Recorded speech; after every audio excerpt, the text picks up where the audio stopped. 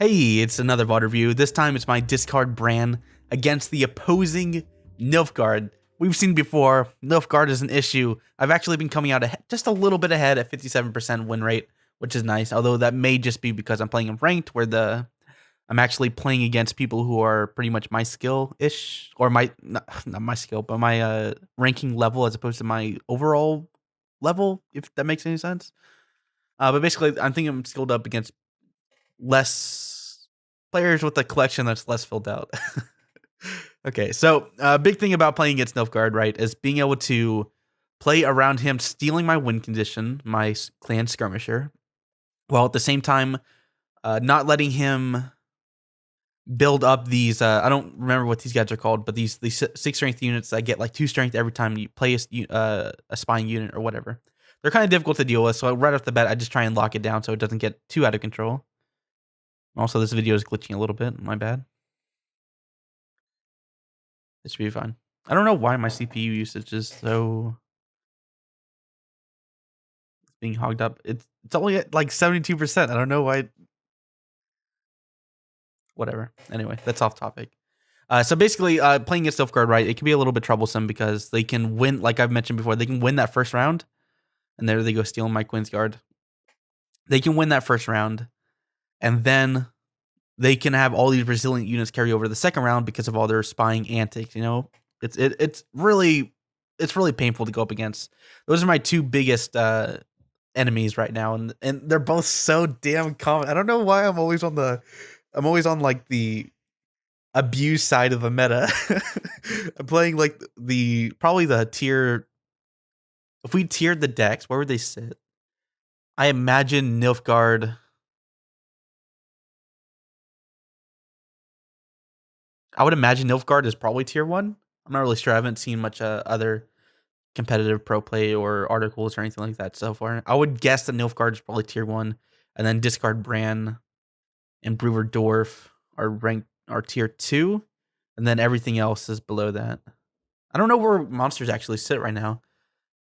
That's interesting. I actually haven't seen very many monsters, which is really strange because over the entirety of the closed beta, that's pretty much all I saw was all consume monsters or weather monsters. Also annoying to play up against is spell scoi'tael. That's awful. I never want to play against spell scoi'tael. Yeah, you know, it's relatively easy to play against once you know what to do, but it doesn't make it any less frustrating. Just like whenever this Nilfgaard steals my win condition. So this is his big mistake right here. So this is the whole point of the VOD review. Sort of. I mean, these VOD reviews can just be a single topic over the course of 8 minutes or whatever it is. But anyway, so this was his big mistake. For some reason, he opted to play around Scorch. Yeah, okay. So he's trying to play around Scorch, but he plays around literally nothing else. Okay, let's say I have a D-bomb. Boom. Both those units go back to 8. Let's say I have an Igni. Foreshadowing. I have an Igni. Boom. I can hit this easily because you're so over the strength total. And if you gain any strength at all, then bam, man, I got you. So this is a big mistake. Don't make this mistake if you're playing Nilfgaard.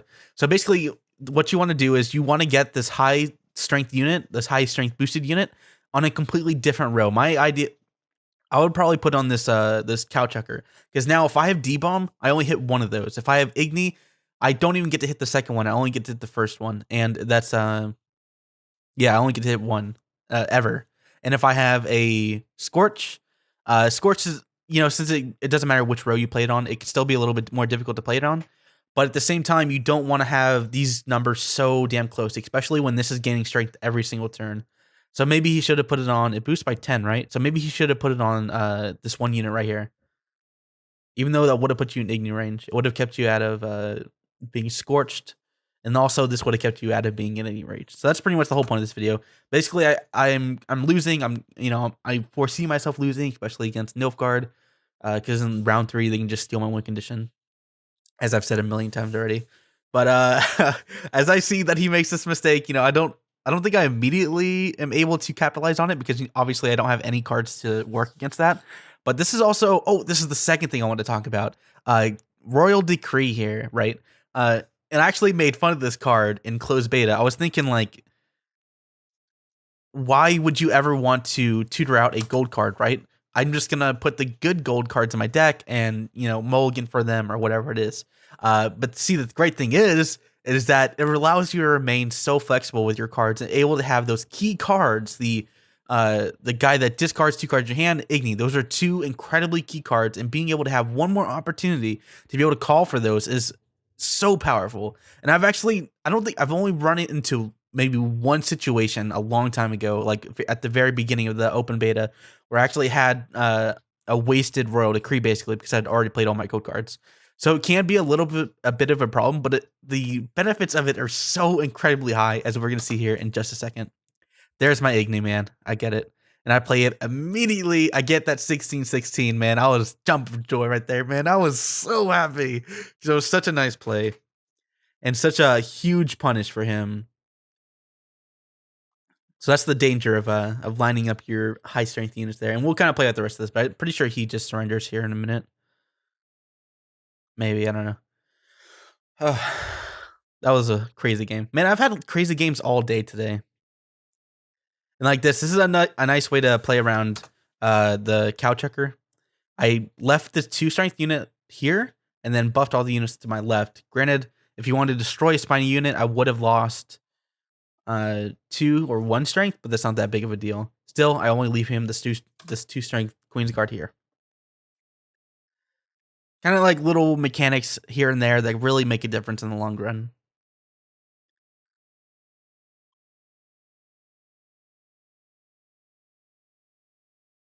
How do I speed this up? I actually don't even use VLC very much. Oh, there's the guard. Does he even grab anything? I already have all my important cards out.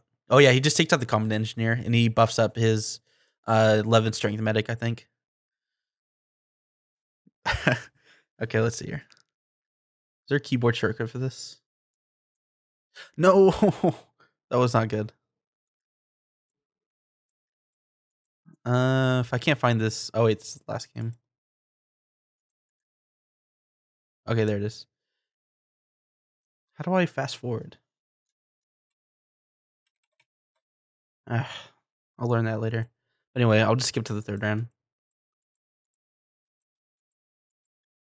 So I just, by the way, that's another thing, just real quick, if I can even get to it. So he has this Brazilian unit. I still had a Trist. I still needed to play cards, so I wanted the Trist to weaken the Brazilian unit. It's very like, oh, well, of course that's what you do, right? But it's just kind of these little mechanics that really help out in the long run that you need to keep track of. Like if you're going to play Triss, or if you're going to play Triss or something else, and then you're going to play Triss, and you're deciding which to pick, it should always be Triss into the Brazilian unit, so you get a better 3rd round, or next round rather.